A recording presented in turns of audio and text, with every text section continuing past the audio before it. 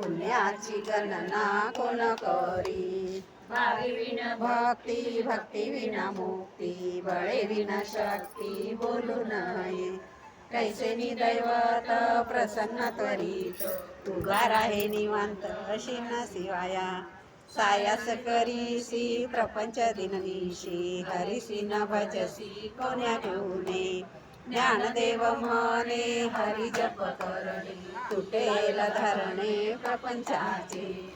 हरिमुखे म्हणा हरिमुखे म्हणा, पुण्याची गणना कोण करी.